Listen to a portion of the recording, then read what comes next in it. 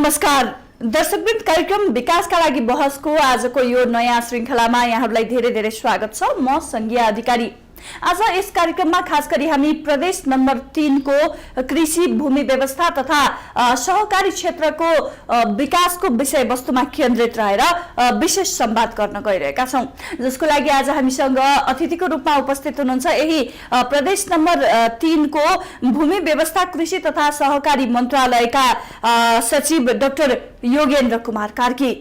स्वागत छ सचिवजी। धन्यवाद। खास गरी नयाँ चालु आर्थिक वर्षको सुरुवाती चरण भनौँ हैन मा छौं अहिले हामी। गत आर्थिक वर्ष चाहिँ यस मन्त्रालयले सञ्चालन गरेका जति पनि कार्यक्रमहरू योजनाहरू छन् तिनीहरूको प्रभावकारिता कस्तो रह्यो, त्यहीबाट हाम्रो संवाद। हामीले गत आर्थिक वर्षको समीक्षा गर्यौं। समीक्षा गर्दा के पायौं भनेदेखि चाहिँ असाध्यै सन्तोषजनक रूपमा पायौं। हामीले किन पायौं, हाम्रो मात्रै समीक्षा हैन कि यहाँ चाहिँ कृषि समितिको, प्रदेश सरकारको, यहाँको मुख्यमन्त्रीज्यूको सबैको समीक्षामा कृषिले गरेका कामहरू सन्तोषजनक रूपमा भएको हामीले पायौं। कसरी पायौं भने त्यो पहिलो वर्ष संहितापछिको पहिलो वर्षको कार्यान्वयन वर्ष। संहितापछिको पहिलो वर्ष हुनको कारणले चाहिँ संगठन स्वरूपहरू कार्यालयहरूको व्यवस्थित हुन सकेका थिएन, कर्मचारीहरूको चाहिँ समायोजन भइसकेका थिएन, कर्मचारीको व्यवस्थित हुन सकेका थिएन। तथापि हाम्रा केही राम्रा कामहरूको सुरुवात हुन सक्यो। यसले के मेसेज दिएको छ भनेदेखि यो प्रदेशमा अब संहिता आइसकेपछि चाहिँ खास गरी चाहिँ प्रदेश सरकारबाट कामहरू गर्दा पनि हिजोको भन्दा छिटो राम्रो हुने रहेछ भन्ने मेसेजहरू चाहिँ दिन सकेका छ। जस्तै हामीले चाहिँ यो प्रदेशमा पहिलो वर्षमै संहिताको पहिलो वर्षमै सामूहिक खेती प्रणालीको सुरुवातहरू गर्यौँ। हामीले सिन्धुलीको दुधौलीको 121 बिघामा हामीले सामूहिक खेती प्रणालीको उहाँहरूले सुरुवात भयो, जसमा चाहिँ हामीले चाहिँ अस्ति असार 15 मा चाहिँ माननीय मन्त्रीज्यू, कृषि मन्त्रीज्यू, म सबै त्यहाँको मान्यज्यूहरू, प्रदेश सरकारको मान्यज्यूहरूबाट संयुक्त रूपमा धान रोप्ने कामहरूको पनि हामीले सुरुवातहरू गर्यौँ। एउटा राम्रो पक्ष हो, किनभनेदेखि हामीले योभन्दा पहिला सुनिरहेका थियौँ कि झापाको महारानी जोरामा सुनेको मात्र देखेका थियौँ कि महिलाहरूद्वारा चाहिँ सामूहिक खेतीको प्रणालीको चाहिँ एउटा विकास भएको थियो। जसरी जापानहरूमा, जसरी चाहिँ कोरियाहरूमा, जसरी इजरायलहरूमा चाहिँ एउटा राम्रो किसिमले भएको थियो, त्यस्तै किसिमले सुरुवात भएको थियो भने अहिले हामीहरूको अझ बढी सक्रिय सहभागिताको आधारमा चाहिँ दुधौलीमा हामी सुरु गर्न सफल भयौँ। त्यसै गरी चितवनको माडीमा 100 बिघामा सामूहिक खेतीको चाहिँ सुरुवात गर्न चाहिँ हामी सफल भयौँ।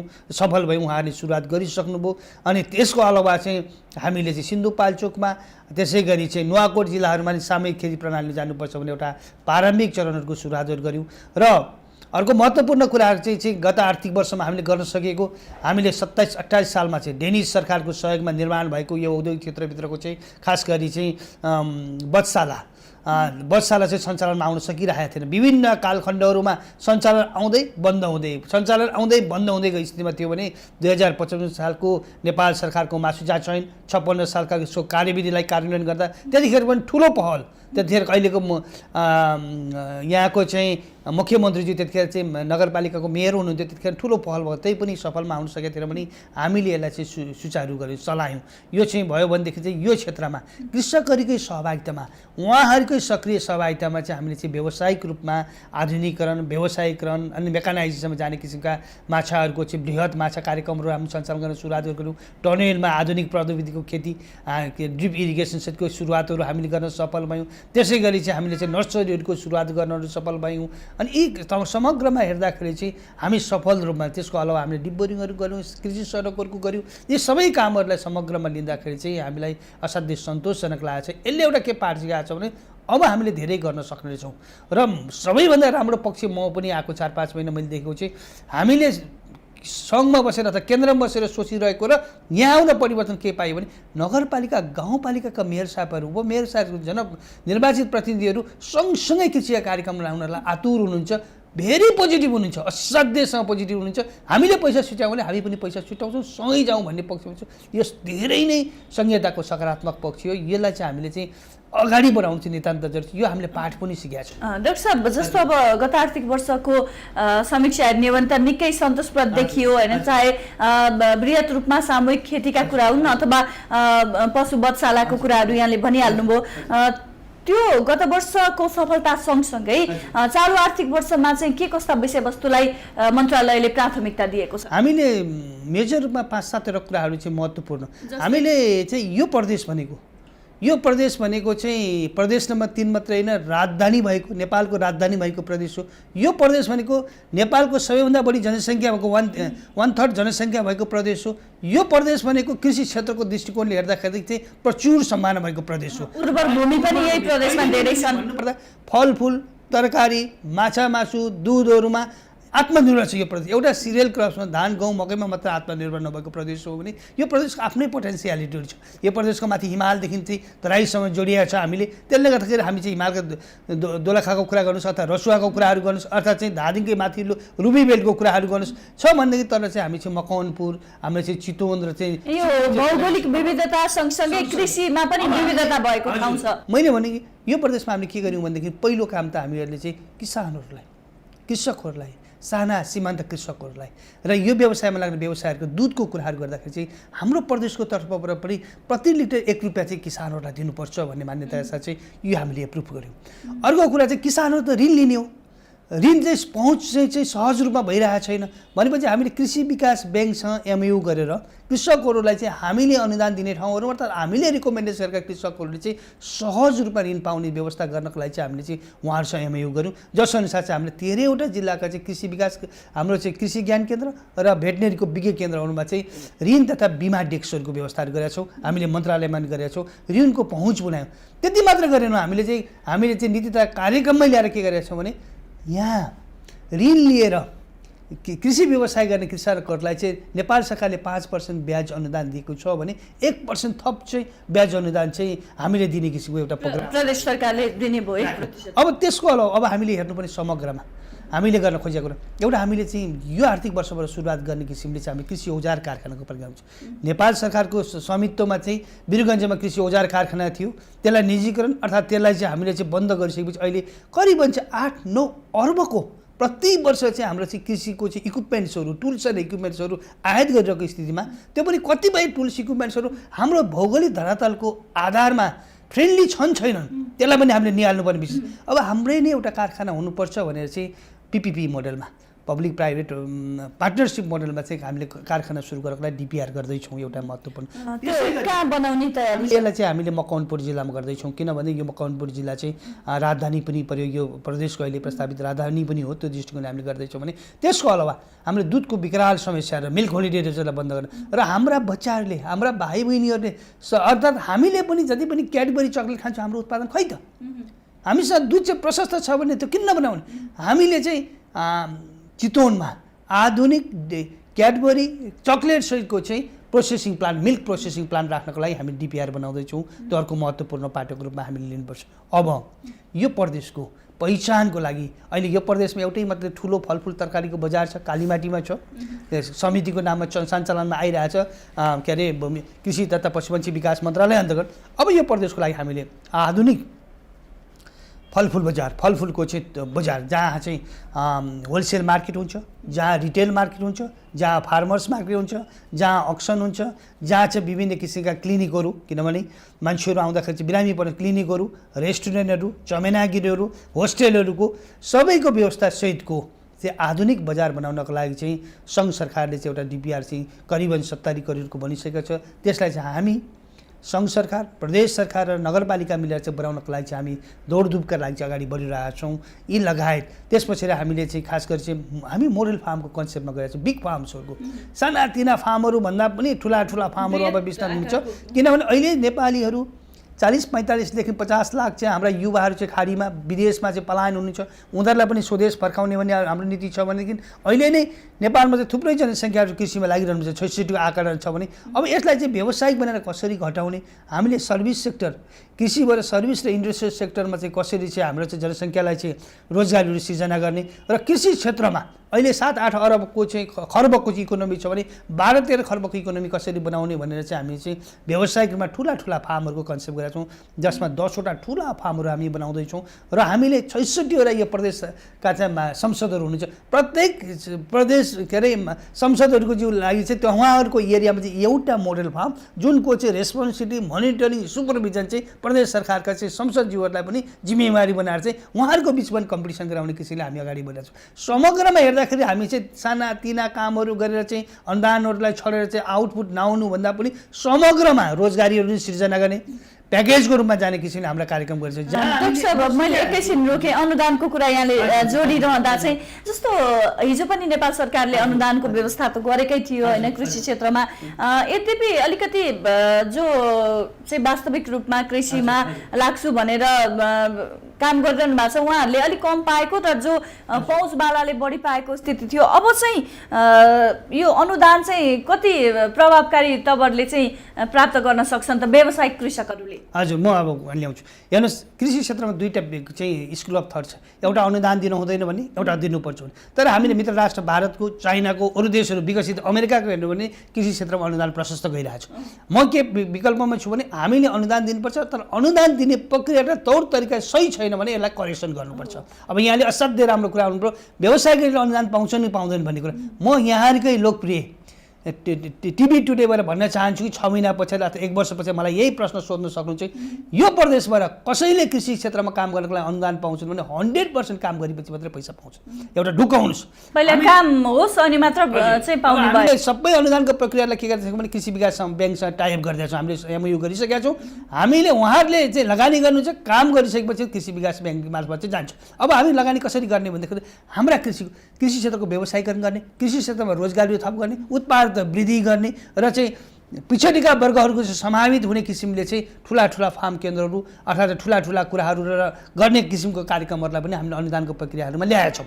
एउटा प्याकेज। अर्को प्याकेज साना र सीमान्त कृषकहरू जो पछाडि पारिएका उहाँहरूको जीवन स्तरमा पनि परिवर्तन ल्याउनु पर्यो नि। जसले बृहत रूपमा चाहिँ लगानी गर्न नसक्ने कृषकहरू पनि हुनुहुन्छ। 22-23% चाहिँ हामी चाहिँ नेपालीहरू अझै पनि जीवन के अरे गरिबीको रेखा भनिन्छन्, उहाँहरूलाई पनि त माथि तान्नु पर्यो नि। त्यसले गर्दा हामीले अनुदान प्रक्रियाहरूलाई 3टा वर्गमा चाहिँ विस्तृत गरेका छौँ। एउटा साना र सीमान्त कृषकहरू र पछाडि पारिएकाहरूको लागि चाहिँ एड्रेस गर्ने किसिमको, एउटा चाहिँ मझौला किसिमको चाहिँ कृषि व्यवसाय गर्नेहरूको लागि उहाँहरूलाई चाहिँ के भन्छ हामीले चाहिँ व्यावसायिक बनाउनको लागि, अर्को चाहिँ यहाँहरूले भने जस्तै व्यावसायिक भइसकेकाहरूको लागि। अब हामीले दिने व्यावसायिक भइसकेकाहरूलाई चाहिँ सबैभन्दा ठुलो कुरा हामीले के हुन सक्छ भनेदेखि चाहिँ ग्रेडिङको कुराहरूलाई अथवा इन्टरनेसनल मार्केटको कुराहरूलाई अर्थात् क्वालिटीको कुराहरूलाई अर्थात् चाहिँ बिग मार्केट्सहरूसँग टाइप गर्ने कुराहरूले चाहिँ उहाँहरूको लागि महत्त्वपूर्ण हुनसक्छ। मझौला किसिमको लागि चाहिँ ठुलो फार्महरू गर्नलाई चाहिँ पुँजीको अभाव भएर हुनसक्छ भने साना किसानहरूको लागि चाहिँ हामीले चाहिँ धेरै नै मद्दतहरू गर्नुपर्ने हुनसक्छ। अब हामीले 3टै विन्डोबाट दिने अनुदानहरूमा हामीले म्याचिङ ग्रान्ट भन्छौँ, अनुदान होइन यो कुनैमा पनि हाम्रो चाहिँ 50% भन्दा बढी छैन। साना र सीमान्तहरूको लागि मात्र के प्याकेजहरूमा हामीले 80% पुर्याएका छौँ, नत्र भनेदेखि चाहिँ धेरै ठुलो चाहिँ यो व्यावसायिक रूपमा जानेको 50% हो। त्यसमा हामीले के गरेका छौँ भने पहिलो काम उहाँहरूले ब्याङ्कबाट चाहिँ के अरे कामहरू गर्नुहुन्छ, कामहरूको चाहिँ त्यसको पर्फर्मेन्स, त्यसको चाहिँ कम्प्लिट भएको छ, त्यसको सस्टेनेबिलिटी हुन्छ, सारा कुराहरू हेरेपछि मात्रै चाहिँ पेमेन्ट चाहिँ थ्रु चाहिँ ब्याङ्क थ्रु चाहिँ जाने किसिमले हामीले मेकानिजम गर्छौँ। ब्याङ्क थ्रु कसकोमा जान्छ, किसानकोमा सिधै होइन, हामीले ब्याङ्कमा पठाउँछौँ, ब्याङ्कले उहाँहरूको खातामा हाल्ने किसिम गर्छौँ। र म यहाँहरूलाई के भन्न चाहन्छु भनेदेखि यदा कदा आइरहन्छन् सबै झोलेहरूले चाहिँ अनुदान पायो भने, तर म के आग्रह गर्छु भने यो प्रदेश अन्तर्गत वितरण गरेका कुनै पनि अनुदानमा नाम किटान गरेर चाहिँ फलानाको चाहिँ झोले परेछ भनिदिनु भयो भनेदेखि म त्यो झोले पर्नलाई कारवाही गर्न तत्पर छु र त्यो दिने मान्छेलाई पनि म कारवाही गरेर देखाउँछु। जुन निकायले दिन्छ सही मैले दिएको छु भनेदेखि मन्त्रालयले दिएको छ म पनि कारवाहीको भागीदारी बन्नुपर्छ। तर हुन त मन्त्रालयमा आफैले कार्यक्रम गर्दैन, निकायहरू मार्फत चाहिँ निर्देशनालय मार्फत जिल्ला मार्फत कामहरू गराउँछ, तर हामी छौँ। तर समग्रमा त्यत्तिकै चाहिँ के भनिदिनु पर्यो भने यस्ता मान्छेले मात्रै पाउँछन् भनिदिनु भएन। र एउटा कृषिको व्यवसायीकरणको कृषि क्षेत्रको विकासको तपाईँ कुरा गर्दाखेरि चाहिँ उत्पादन र उत्पादकता वृद्धि गर्नु कसले गर्यो भन्ने कुरा चाहिँ गहुन हो, म चाहन्न। तर हामीले साना र सीमान्त कृषकहरूको जीवन स्तर चाहिँ माथि उठाउनु नितान्त जरुरी छ। तर जसले अनुदानलाई चाहिँ उसले काम गरिदियो भने त भयो नि। हामी के भन्छौँ भनेदेखि यो नेपालीहरू त सबै नै कृषकको छोराछोरी हुन्। कोही हामी यसैमा जागिर खाएका छौँ, कोही यसैमा चाहिँ राजनीति गरेका छौँ, कोही यसैमा शिक्षक छौँ, कोही यसैमा पत्रकार छौँ, कोही यसैमा डक्टर छौँ, कोही यसैमा इन्जिनियर छौँ, यसैमध्येको फ्यामिलीको। अब पत्रकार हुनेले चाहिँ कृषि गर्न नपाउने अर्थ उहाँले लग्यो भने पत्रकारलाई दियो भने, अब राजनेता हुने मान्छेले चाहिँ कृषिमा लग्यो भने राजनीति गर्नेलाई दियो भने यस्ता कुराहरूलाई चाहिँ हामी चाहिँ मेरो लागि चाहिँ गौन हुन्, यस्ता कुराहरूलाई हामी उठाउनु हुन्। कसले लग्यो भन्दा पनि काम गर्यो गरेन भन्ने महत्त्वपूर्ण कुरो। यदि हामीले चाहिँ 10 रुपियाँ दिएको छ भने 10 रुपियाँको त्यसको उपयोग चाहिँ वास्तविक भयो कि भएन भन्ने कुरा चाहिँ महत्त्वपूर्ण रह्यो। 10 रुपियाँ लगेर 9 रुपियाँको काम गर्यो भने कारवाही गर्नुपर्छ। तर 10 रुपियाँ लगेर 10 रुपियाँको काम गर्यो भनेदेखि स्याबासी दिनुपर्छ। कसले लग्यो के लग्यो भन्दा पनि काम भयो भयो कि भनेर उत्पादन वृद्धि भएर देशमा चाहिँ कृषि विकासमा चाहिँ त्यो अनुदान कतिको उपयोग भयो भन्ने कुरा महत्त्वपूर्ण रहन्छ। सचिवज्यूले एकदमै राम्रो कुरा गर्नुभयो। यो सँगसँगै अर्को कुरा जस्तो बृहत रूपमा कृषि फार्मका कुराहरू आए होइन, पशुपालनका आए, फ्लोरिकल्चरको कुरा आए। यो सँगसँगै अलिकति जस्तो स्वास्थ्यको दृष्टिकोणले पनि हेर्ने हो भने कतिपय अब हाम्रा उत्पादनहरूमा चाहिँ अलिक बढी विषादी प्रयोग भएको भन्ने पनि चर्चा परिचर्चा चाहिँ अहिलेको समयमा चलिरहेछ। तसर्थ अब यस्तो बृहत चाहिँ सामूहिक खेतीहरूमा चाहिँ स्वास्थ्यको दृष्टिकोणलाई ध्यानमा राखेर अर्ग्यानिक उत्पादन गर्ने हो कि अथवा त्यो विषादीको मात्रा कम प्रयोग गर्ने हो कि भन्ने विषयमा चाहिँ मन्त्रालयले कसरी अनुगमन थालेको छ? हामीले यो मन्त्रालय यो प्रदेश सरकार सिङ्गो चाहिँ हामीलाई चाहिँ के भने मन्त्री परिषदले यहाँको मन्त्री परिषदले हामीलाई निर्देशन गरेका छ प्राङ्गारिक खेती प्रणालीलाई जैविक र प्राङ्गारिकको उपयोगलाई चाहिँ बढावा दिँदै जानुपर्छ भन्ने कुरामा र हामी यसमा सचेत छौँ। र हामीले त के चाहिरहेछौँ भने अहिले भर्खरै मात्रै पनि यो गत आर्थिक वर्षबाट सुरु गरेर 4 ठाउँमा चाहिँ हामीले चाहिँ पेस्टिसाइड चाहिँ रेसिड्युलाई चाहिँ हामीले चाहिँ नापन गर्ने यन्त्रहरूको चाहिँ सुरुवात गरिसकेका छौँ। हामीले यी मकवानपुरमा राखेका छौँ, चितवनमा राखेका छौँ, त्यसरी काभ्रेमा राखेका छौँ, ललितपुरमा यसरी सुरुवात गरेका छौँ। र हाम्रो भनाइ के छ भने सबै जिल्लाहरूमा सबै बजारहरूमा चाहिँ पेस्टिसाइड मापन गर्ने यन्त्रहरू हाम्रो हुनुपर्छ, मापन गर्नुपर्छ भन्ने कुरा छ। र त्यसो हुन सक्यो भनेदेखि कृषकहरूलाई पनि जनचेतना आफूले बिक्री गरेको चाहिँ उपयोग खाने छैन भन्ने कुराको उहाँहरूलाई पनि जनचेतना हुन्छ। अहिले हामीले व्यापक रूपमा स्याम्पलहरू कलेक्सन गरेर यी हेटौँडाबाट पनि मापन गरेर तपाईँहरूकोमा यस्तो पाइयो है भन्ने कुरा गरेको छ। तर अहिलेसम्मको यहाँ मापन गरेकोमा हामीले सबै फलफुल तरकारीहरूमा हामीले खान नहुने खालको चाहिँ एउटा चाहिँ खान सकिने किसिमको लेभलको मात्रै पाएको हुनाले कुनैमा चाहिँ निर्बाध रूपमा चाहिँ हामीले यो उपयोग गर्न सक्ने देखिएको छ। आलुमा केही अलिकति समस्याहरू देखाएको छ, त्यो पनि कहाँको स्याम्पलहरू हामीले चाहिँ हेरिरहेको छौँ। यसै गरी जनताले पाउनुपर्ने चाहिँ घर घरमा माटो परीक्षण हुनु पर्यो। हामीले मोबाइल भ्यानहरूको कुराहरू गरेर चाहिँ घर घरमा चाहिँ माटो परीक्षणको टोलमा गर्ने व्यवस्था गरेका छौँ। र हामीले केही 5वटा त हामीले गाउँपालिका नगरपालिकासँग साझेदारी गरेर चाहिँ माटो परीक्षण युनिटहरू खडा गरिसकेका छौँ। हामी प्रत्येक 119वटै गाउँपालिका नगरपालिकाहरूमा चाहिँ यो प्रदेशको चाहिँ माटो परीक्षण ल्याबहरू हुनुपर्छ र सञ्चालन हुनुपर्छ भन्ने हामी मान्यतामा साझेदारीमा अगाडि बढिरहेका छौँ। एउटा हो भनेदेखि अब हामीले यो प्रदेशमा आएपछि अर्थात् यो प्रदेशले राम्रो गरेको भनेको चाहिँ हामीले चाहिँ जसरी चाहिँ एम्बुलेन्सहरू चाहिँ हामी बिरामी हुँदाखेरि हुन्थ्यो, एनिमलको लागि एनिमल एम्बुलेन्सको हामीले व्यवस्था गरेका छौँ। र हामीले 4वटा ठाउँमा एम्बुलेन्सहरू चाहिँ पठाएर चाहिँ एउटा त हामीले रामपुर चाहिँ कलेजसँग टाइअप गरेर त्यहाँ पनि हामीले पठाइसकेका छौँ। र अहिले हाम्रो चाहिँ प्रोग्रामिङहरूमा कहीँबाट भयो भने बिरामी पशु भयो भने तुरन्तै एम्बुलेन्स आन्छ, एम्बुलेन्स मार्फत चाहिँ हामी हस्पिटल लाने व्यवस्था गरेका छौँ, एनिमल एम्बुलेन्स। किनभनेदेखि हामीले सबैभन्दा बढी हेर्नुपर्ने विचार गर्नुपर्ने भनेको चाहिँ हाम्रो जनावरहरूलाई त्यसको व्यवस्थापन गर्छ। तर हामीले के गर्छ समग्रमा के यो प्रदर्शन गर्न खोजिरहेका छौँ भने हिजो हामीले चाहिँ सङ्घीय सरकारमा हुँदाखेरि गर्न नसकिरहेका अर्थात् गर्नुपर्ने भएर नै नगरिराखेका फिल भएका कार्यक्रमहरू र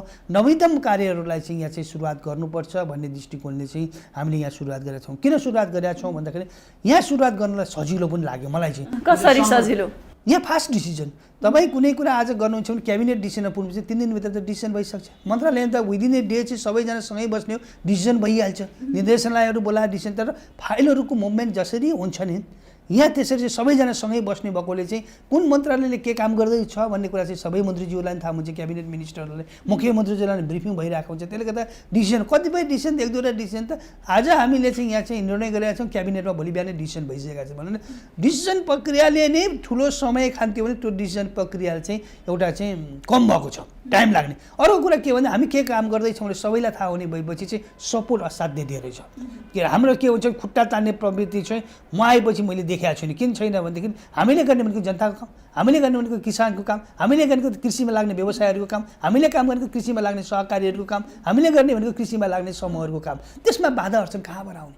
धेरै ठाउँमा चाहिँ हाम्रो चाहिँ गाउँपालिका र नगरपालिकाले त मैले ठुलो सपोर्ट मैले त यहाँ आएपछि के पाएँ भने जति मेयर साहबहरूलाई अन्त त्यहाँ प्रमुखहरूलाई फोन गरेर चाहिँ उहाँहरूले भने चाहिँ तपाईँहरूले कति पैसा दिन्छ, हामीले कति हाल्नु पऱ्यो, हामी हाल्न तयार छौँ, तर काम हुनु पऱ्यो, हामी पनि काम हुनु पऱ्यो भन्ने पक्षमै। अनि हामीले धेरै कार्यक्रमहरूमा चाहिँ उहाँहरूलाई पनि मोनिटरिङ गरिदिनुहोस् भन्ने हामीले जिम्मा पनि दिएको छौँ। भनेपछि सचिवज्यू जुन अब नयाँ सङ्घीय संरचनामा देश अघि बढिरहँदा चाहिँ अब अहिले स्थानीय सरकार अनि प्रदेश सरकार जुन मिलेर काम अगाडि बढाइरहनु भएको छ यो प्रदेशको हकमा, त्यसमा स्थानीय सरकार पनि त्यत्तिकै चाहिँ जागरुक देखिन्छ देखिन्छन् कृषिको विकासमा? असाध्यै स्थानीय सरकार जागरुक छ अनि प्रदेश सरकार जागरुक छ। हामीले त सङ्घीय सरकार हामीले बिच तालमेल हुनुपर्छ भनेर एक हप्ता अगाडि मात्रै हामीले सङ्घीय कृषि मन्त्रीज्यू माननीय मन्त्रीज्यू चक्रपाणी खनाल बलदेवलाई हामीले बोलाएको थियौँ, उहाँलाई आमन्त्रण गरेका थियौँ। उहाँ आउनुभयो, हामीले गरेका कार्यक्रमहरूको विभिन्न कार्यक्रमको भिजिट गर्नुभयो।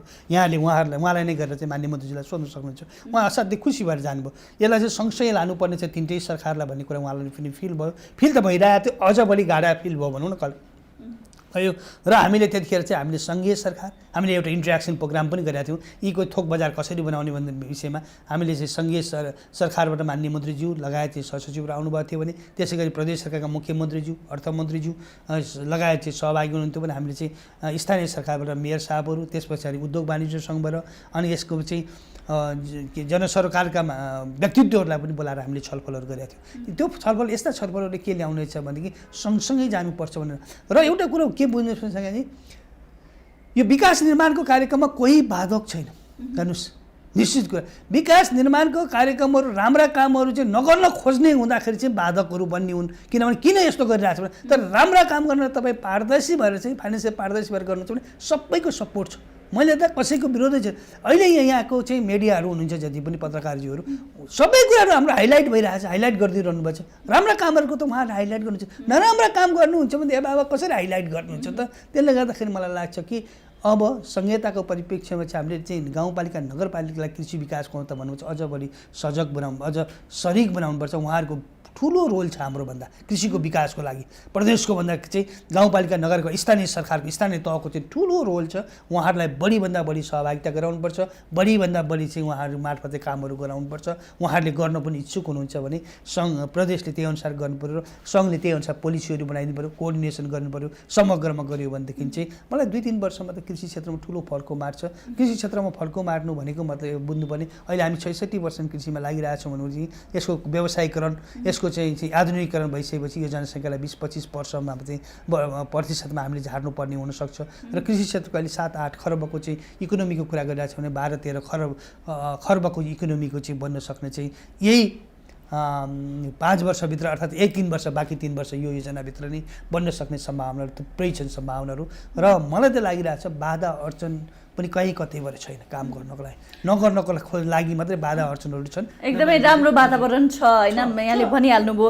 अब अन्त्यमा अन्य प्रदेशभन्दा 3 नम्बर प्रदेशलाई चाहिँ कृषि क्षेत्रमा समृद्ध बनाउने अथवा कृषि क्षेत्रकै ढङ्गबाट चाहिँ नमुना नगरको रूपमा अथवा नमुना गाउँपालिकाको रूपमा सँगसँगै नमुना प्रदेशकै रूपमा चाहिँ स्थापित गराउनमा तपाईँको भूमिका अनि खास गरी भनौँ न प्रदेश मन्त्रालयको अरू गतिविधिको विषयमा थप हाम्रा दर्शकहरूलाई के भन्न चाहनुहुन्छ? मलाई के लाग्छ भने मेरो भूमिका भन्दा पनि माननीय मन्त्रीज्यूको निर्देशन र मेरो टिमको काम गर्ने तौर तरिकाले पर्फर्मेन्स आउने हो। किनभने सचिवले केही गर्ने होइन, सचिवले त टिमले कसरी काम गर्छ भने मोनिटरिङ गरेर उहाँहरूलाई सजेस्ट गरेर चाहिँ उहाँहरूलाई चाहिँ सही ठाउँमा सही निर्णय गरिदिने हो। त्यो निर्णय अनुसार चाहिँ कामहरू गर्ने र यहाँको अहिलेको मैले टिमवर्कलाई देख्दाखेरि यहाँले सचिवजीले नेतृत्व गरिरहनु भएको छ होइन, नेतृत्व पनि सशक्त चाहिँ अहिलेको मलाई हजुर अहिलेको चाहिँ माननीय मन्त्रीजीको स्पिरिट अनि उहाँको काम गर्ने प्रतिको सकारात्मक सोच र भावना र अहिले हाम्रो कर्मचारीहरूको टिमलाई हेर्दाखेरि यो प्रदेश साँच्चै नै नमुना प्रदेश बन्छ। हेर्नुहोस् 2-4वटा मान हामी सामूहिक खेतीको चाहिँ नेपालको मात्र होइन विश्वको पायनियर बन्न सक्ने सम्भावनाहरू छ। हामीले दुधौलीमा जाँदाखेरि के भनेको छ भने अब तपाईँहरूका नेपालका राष्ट्र प्रमुखहरू विदेशका राष्ट्र प्रमुखहरू आउनुहुन्छ, हेलिप्याड सहितको तपाईँहरू हुन्छ जहाँ हामी हामी चाहिँ एकीकृत बस्तीको प्रोग्राम त्यहाँ लानेछौँ, कृषि पर्यटनको प्रोग्राम त्यहाँ लानेछौँ, साना सिँचाइको प्रोग्राम लानेछौँ, कृषि सडकको प्रोग्राम हामी चाहिँ त्योभन्दा एकीकृत रूपमा चाहिँ विकास गर्न गइरहेछौँ। एउटा नमुना देखि त्यसै गरी हाम्रो चाहिँ माडीको पनि चाहिँ चितवनको पनि एउटा नमुनाको रूपमा चाहिँ हामी चाहिँ देखिने किसिमको र अरू ठाउँमा पनि सामूहिक खेती प्रणालीमा हाम्रो चाहिँ अर्को अल्टरनेटिभ छैन, जानै पर्छ भने चाहिँ 5-7 ठाउँमा हामी जाँदैछौँ। हामीले चाहिँ अहिले भने मैले चाहिँ नुवाकोटमा जाँदैछौँ, सिन्धुपाल्चोकमा जाँदैछौँ, यी चितवनमा अर्को डिमान्ड आइरहेछ। यसले ठुलो चाहिँ एउटा चाहिँ परिवर्तन देखाउँछ। त्यसै गरी चितवनमा बन्ने चाहिँ हाम्रो चाहिँ आधुनिक डेरी प्रोसेसिङ प्लान्ट जुन क्याडबरी र चक्लेट सहितको एउटा हलचल ल्याउने छ र कृषि औजार कारखानाले त ठुलो हलचल नेपालमा ल्याउँछ भन्ने हामीले सोचिरहेको छौँ। यसको अलावा हामी सानातिना कुराहरू चाहिँ कृषकहरूलाई चाहिँ साना र सीमान्त कृषकहरूको समुचित विकास गर्नेको अलावा हामीले ठुला फार्मरको परिकल्पना गर्नु। अरू देशहरूका फार्मरमा घन्टौँसम्म घुम्नुपर्ने हुन्छ, गाडीमा हेलिकप्टरबाट जानुपर्ने छ। हाम्रा ठुला फार्महरूमा हेलिप्याड्सहरू किन नहुने, घन्टौँसम्म घुम्ने किसिमले कृषि सडकभित्रै किन नलाने? हाम्रो त्यो परिप्रेक्ष्यमा चाहिँ गरेका छौँ। हामीले पहाडहरूमा मिनिमम पनि 400-500 रोपनीभन्दा तलकोलाई हामीले चाहिँ अनुदानै नदिने ठुला फार्म बन्द गर्ने गरेका छौँ। यसले के देखाउँछ भनेदेखि चाहिँ ठुला फार्महरूको सिर्जना भएर चाहिँ नेपाललाई पनि मालिक बनाउँछ। अनि हामीले ठुला फार्म बनाउनलाई कहाँनिर चाहिँ जोडेका छौँ, त्यहाँभित्र भएका जग्गाहरू साना कसैको 4 आना होला, कसैको 1 रोपनी 2 रोपनी 3 रोपनी सबै चाहिँ त्योभित्र चाहिँ कम्पनीभित्र चाहिँ आबद्ध हुनुहुन्छ अथवा सहकारीभित्र आबद्ध हुनुहुन्छ। यसो भइसकेपछि के भने उहाँहरू पनि त्यसको मालिक बन्नुहुन्छ। हामीले हिजो चाहिँ कृषि बनाएर लाग्ने किसान भने कृषि भनेको चाहिँ एउटा मगन्ते अर्थात् कृषि भनेको हेलाको दृष्टिकोणले हेर्ने कृषिमा लाग्नेहरूलाई चाहिँ मालिक बनाउने किसिमले हामी गइरहेको छौँ। किनभने त्यो ठुलो फर्मको चाहिँ करोडौँको फर्मको मालिक बन्ने भयो। कसैले पनि हामीले चाहिँ जस्तो हाम्रो हाइड्रोको कुरा गर्दा मेरो हाइड्रोको सेयर छ भने कति पर्सेन्ट छ भन्दा हामी भन्छौँ न, भने जस्तै यहाँ कति पर्सेन्ट सेयर छ त्यो आफ्नो ठाउँमा छ, तर ऊ त मालिक त बन्यो नि। हामी मालिक बनाउने दृष्टिकोणमा छौँ भने मालिकले आफूले काम पनि गर्छ। 2 घन्टा काम गरेर 2 घन्टाको पैसा पाउँछ, 4 घन्टा काम गरेर 4 घन्टाको पैसा पाउँछ, आफै नै त्यसको मालिक भयो। त्यो दृष्टिकोणले चाहिँ गरिरहेको हुनाले चाहिँ मलाई लाग्छ कि अनि हामीले रुबी भ्याली लगायत चाहिँ हामीले चाहिँ रसियाको माथिल्लो भेगहरूमा सिन्धुपाल्चोको केही भेगहरूमा हामीले चाहिँ यो फुजी स्याउको जातको स्याउ जसरी अहिले मनाङमा राम्रो आइरहेको छ त्यसलाई हामीले प्रयासमा गरेका छौँ। अनि हामीले त हेर्नुहोस् त रामेछाप र दोलखामा त हजारौँ रोपनीमा त्यहाँ त 20,000 30,000 रोपनीमा चाहिँ आलु खेतीको चाहिँ सुरुवातहरू भइसकेको छ, सुरु जाँदैछ। त्यसले गर्दाखेरि त्यो पाटो नै पुरै आलु भएको देखिन्छ भने हामीले नमुना गाईहरूको कन्सेप्टहरू लिएर आएको छौँ। अहिले हामीले फेरि के अरे एनआरएन भन्छ नि गैर आवासीय महासङ्घसँग चाहिँ हामीले चाहिँ भुवन भट्टजी र हामीले चाहिँ उहाँको अध्यक्ष र हामी सम्झौता गरेर चाहिँ एउटा नमुना बजार काठमाडौँ बन्दैछ, जुन नमुनामा चाहिँ ग्रेडिङ प्याकेजिङ ल्याब सहितको बजार जहाँ चाहिँ उहाँहरूले चाहिँ गोदावरीमा जग्गा पनि चाहिँ नगरपालिकाले उहाँहरूलाई उपलब्ध गराइसकेका छ। त्यो त्यहाँ बजार भएपछि प्रत्येक जिल्लाको 13वटा जिल्लाको 2-2वटा ठाउँमा चाहिँ हाम्रो कलेक्सन सेन्टर हुन्छ। त्यो कलेक्सन भएको सिधै त्यो बजारमा गएर चाहिँ त्यसको आफ्नै आउटलेट मार्फत चाहिँ तपाईँले अघि ठ्याक्क भन्नुभएको थियो नि अर्गानिकको कुराहरू, प्राङ्गानिक कुराहरू, स्वास्थ्यको कुराहरू उहाँहरूले ग्रेडिङ प्याकेज गरेर चाहिँ एउटा प्राङ्गानिक उत्पादनहरूलाई चाहिँ बजारमा घरमा पुर्याउने किसिमले हामीले चाहिँ कन्सेप्टहरू ल्याएर यी समग्रलाई हेर्दाखेरि चाहिँ यो प्रदेश कृषिको लागि अरू प्रदेशभन्दा भिन्न छ, भिन्न हुनुपर्छ। राजधानी रहेको प्रदेश हो, धेरै जनसङ्ख्या रहेको प्रदेश हो, शिक्षित बसोबास धेरै भएको प्रदेश हो। त्यसले गर्दाखेरि यो प्रदेश फरक हुनुपर्छ र हामी फरक बनाउने मान्यता मान्छौँ। यसको फरक भयो कि भएन भन्ने हेरिदिने काम चाहिँ जिम्मेवारी चाहिँ यहाँहरूको नै हो। हस् सचिवज्यू, यहाँको महत्त्वपूर्ण समय र विचार राखिदिनु भयो, हामीलाई समय दिनुभयो, त्यसको लागि म धेरै धन्यवाद दिन चाहन्छु। यहाँलाई पनि धेरै धन्यवाद। यहाँ र यहाँ मार्फत यहाँको त्यो टिभी टुडे मार्फत चाहिँ हाम्रा आदरणीय श्रद्धेय चाहिँ कृषकहरू, कृषिमा लाग्ने व्यवसायहरू, कृषिमा लाग्ने समूहहरू, सहकारीहरूलाई, व्यवसायहरूलाई जुन हाम्रो मेसेज पुर्याउने चाहिँ मौका दिनुभयो, यसको लागि पनि यहाँ र यहाँको टिभीलाई मार्फत सबैलाई म आभार व्यक्त गर्न चाहन्छु। हस्त धन्यवाद। दर्शकवृन्द, कार्यक्रम विकासका लागि बहसमा आज हामीले प्रदेश नम्बर 3 को भूमि व्यवस्था कृषि तथा सहकारी मन्त्रालयका सचिव डाक्टर योगेन्द्र कुमार कार्कीज्यूसँग खास गरी यो प्रदेशको कृषि भूमि र सहकारी क्षेत्रको विषयवस्तुमा केन्द्रित रहेर विशेष संवाद गऱ्यौँ। उहाँसँग गरिएको यो संवादसँगै आजको प्रस्तुतिबाट यहाँहरूमाझ हामी बिदा हुन चाहन्छौँ। हवस् त, नमस्कार।